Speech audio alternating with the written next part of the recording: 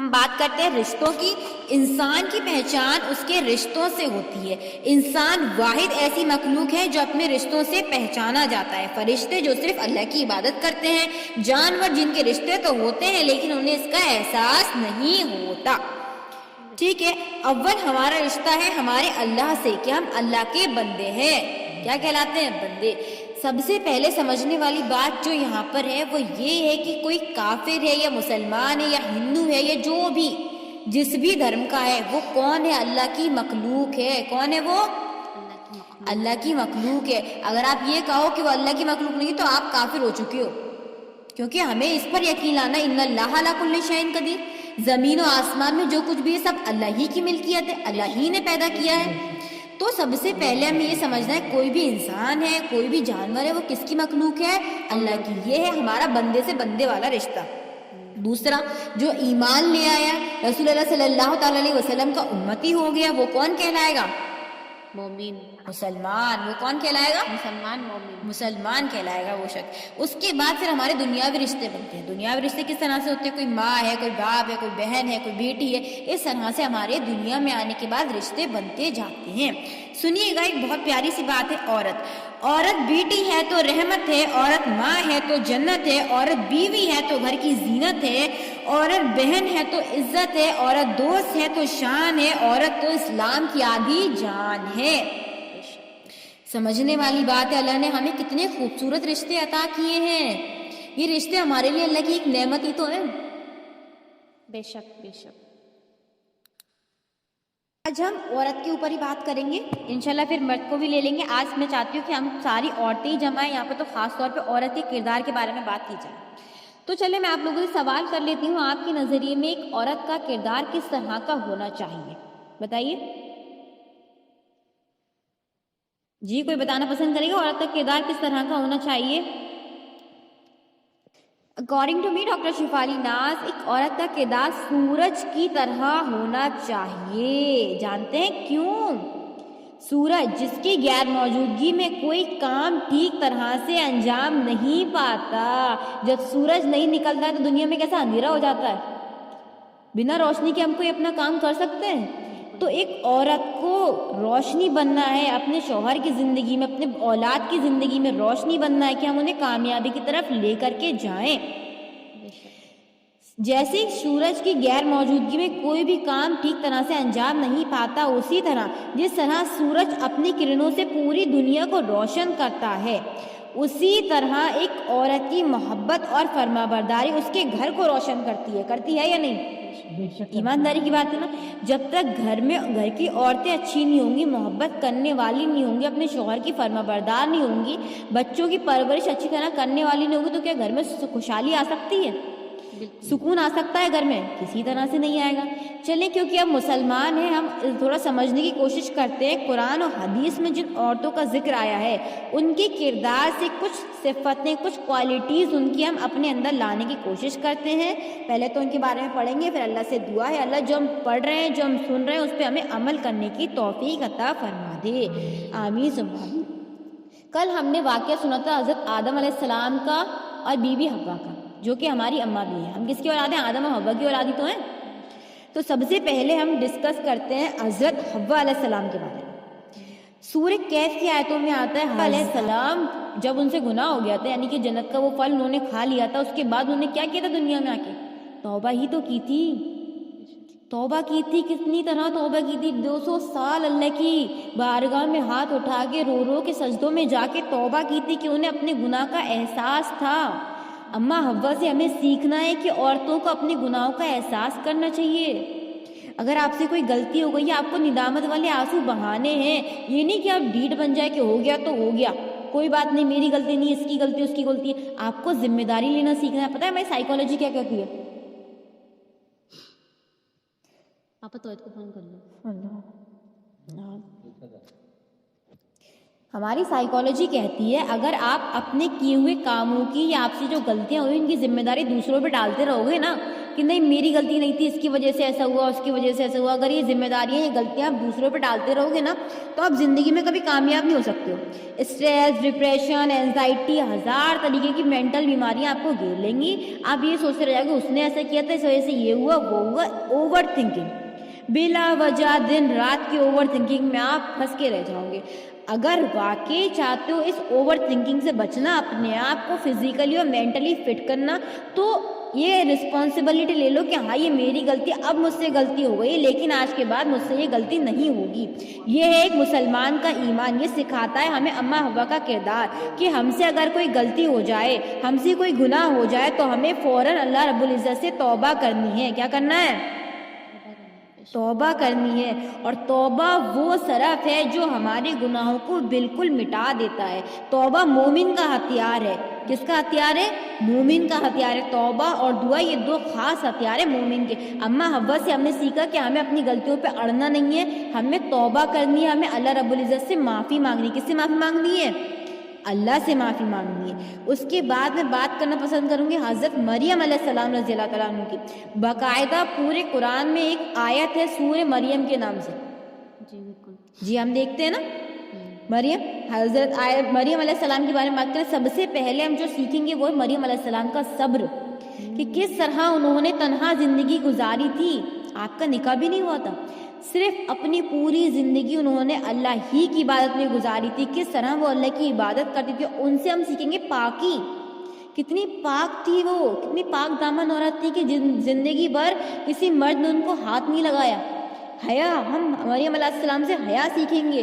شکر گزاری کے ہر حال میں اللہ کا شکر ادا کرنے والی تھی. جو یہودی تھے, جو کوفی تھے, انہوں نے کتنے ان پہ بہتان لگائے کہ اے مریم, نہ تمہارے باپ ایسے تھے نہ تمہاری ماں ایسی, تم نے بدکاری کری نعوذ باللہ.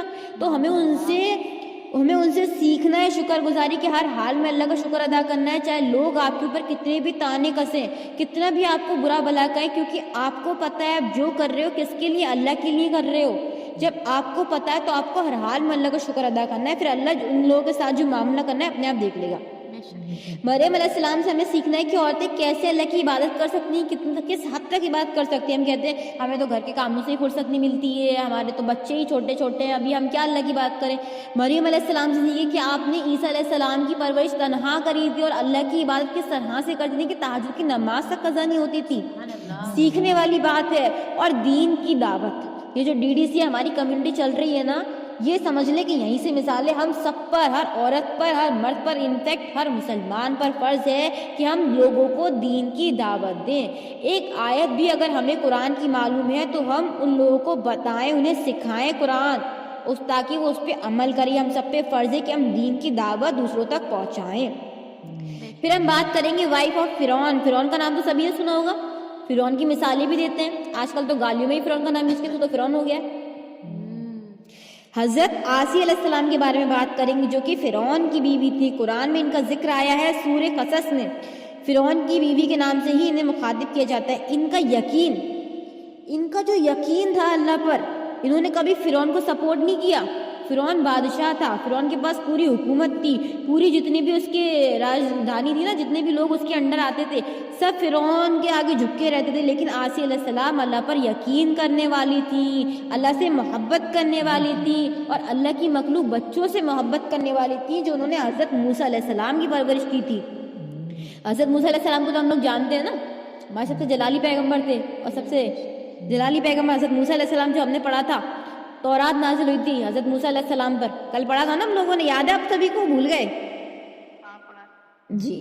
تو جو حضرت آسی علیہ السلام تھی وہ اللہ پہ اتنا یقین رکھنے والی تھی کہ انہوں نے فرعون کا ساتھ نہیں دیا. حالانکہ قرآن میں یہ بھی آیا ہے کہ عورت کو اپنے شوہر کا فرما بردار ہو کر زندگی گزارنی ہے. لیکن سمجھنے والی بات یہاں پر ہے, آپ شوہر کی کہاں تک سنیں گی؟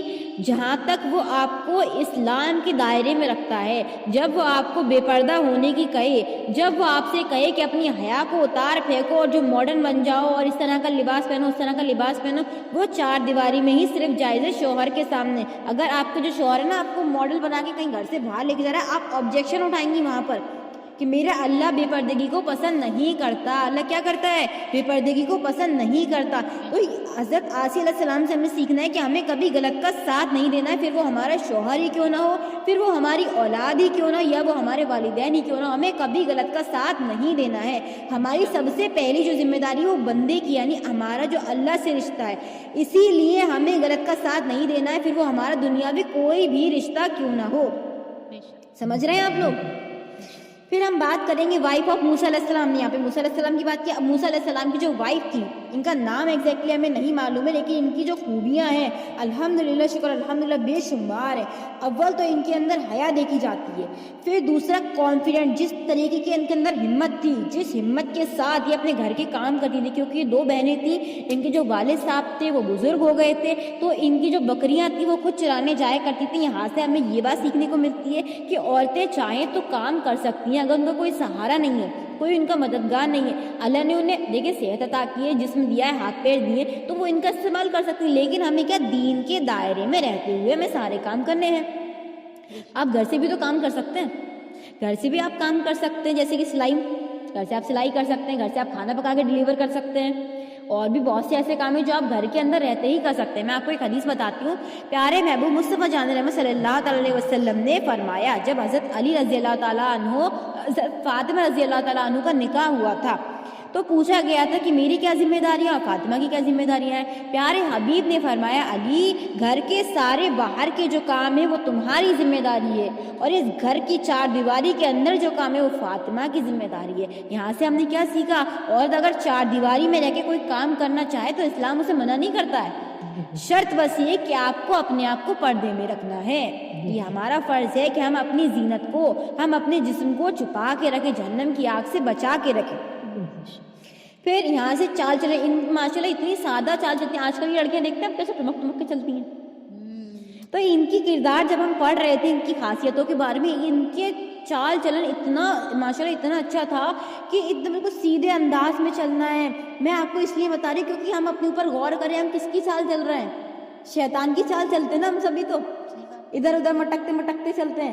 تو ہمیں قرآن یہ بھی سکھا رہا ہے، یہ ہمیں جو مثالیں پڑھ رہا ہے ہمیں یہ بھی سکھا رہا ہے کہ ہمیں چلنا کس طرح سے، ہمیں بات کس طرح سے کرنی ہے، ہمیں بولنا کس طرح سے.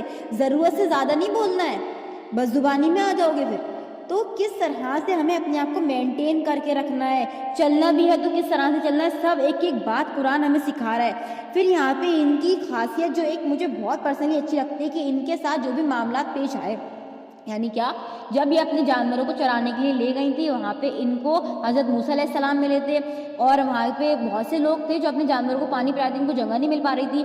تو انہوں نے جو بھی معاملہ وہاں پہ ہوا تھا نا، جو موسیٰ علیہ السلام سے دیکھیں بہت مختصر سی بات کی تھی.